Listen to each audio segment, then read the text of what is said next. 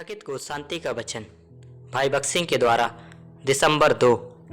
सो उनके फलों से तुम उन्हें पहचान लोगे। मत्ती 7 अध्याय 20 पद।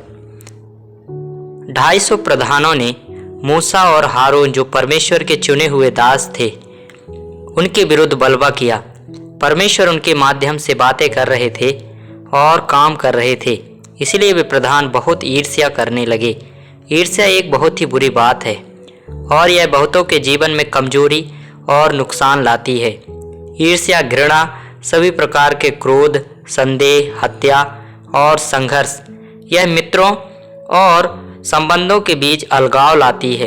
हमने देखा है कि कैसे छोटे बच्चे जब वे अपनी माँ को किसी और बच्चों को प्यार करते हुए देखते हैं, ईर्ष्या करते हैं। आपने पति पत्नी के बीच ईर्ष्या भी देखी होगी, क्योंकि ईर्ष्या पति पत्नी के बीच निरंतर कलह और झगड़े लाती है। यहाँ तक कि गंजे सिर वाले, सफ़ेद बालों वाले पति भी अपनी पत्नियों से ईर्ष्या करते हैं। यही कारण है कि हम बहुत से घरों में निरंतर कलह और झगड़े देखते हैं। इसी प्रकार जब दो मित्रों के बीच में कोई तीसरा आ जाता है तो ईर्ष्या होती है। ईर्ष्या के कारण बहुत से प्रचारकों ने अपनी सेवकाई और सामर्थ को खो दिया है और बहुत से परमेश्वर के सेवकों ने ईर्ष्या के कारण बहुत से विशेषाधिकारों को खो दिया है। ईर्ष्या के कारण कुछ लोग झूठ बोलते हैं या झूठी और चोट पहुंचाने वाली बातें करते हैं।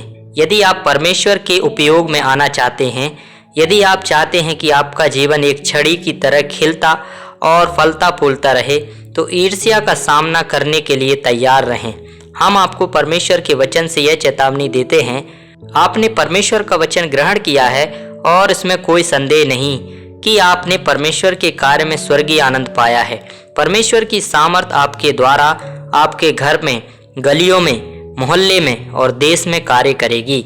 लोग देखेंगे कि परमेश्वर आपको आत्माओं को बचाने के लिए और दूसरों की सहायता करने के लिए उपयोग कर रहे हैं, और वे कहने लगेंगे वह अकेला व्यक्ति नहीं है जिसे परमेश्वर इस्तेमाल कर सकता है या जो परमेश्वर के द्वारा इस्तेमाल किया जा रहा है।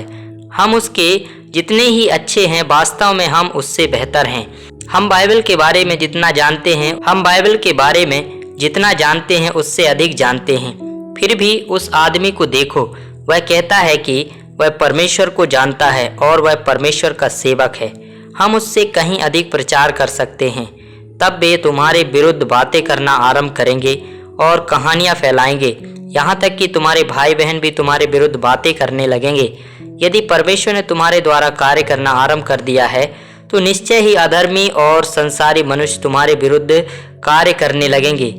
गिनती 17 अध्याय 8 पद में हम देखते हैं कि कैसे हारून के नाम की छड़ी में कलियां फली, फूले और फल आए, लेकिन बाकी छड़ें ज्यों की त्यों रह गईं। इस प्रकार परमेश्वर ने अपने सेवकों को साबित किया। हमें भी चाहे किसी भी नाम से पुकारा जाए और बाइबल का कितना भी ज्ञान हो, हम कहीं भी किसी के द्वारा भी बपतिस्मा ले सकते हैं, लेकिन इन सब बातों से यह साबित नहीं होने वाला है कि हमें परमेश्वर ने चुना है। केवल फलदायी जीवन और सेवकाई के द्वारा ही लोगों की कुड़कुड़ाहट और घृणा को रोका जा सकता है।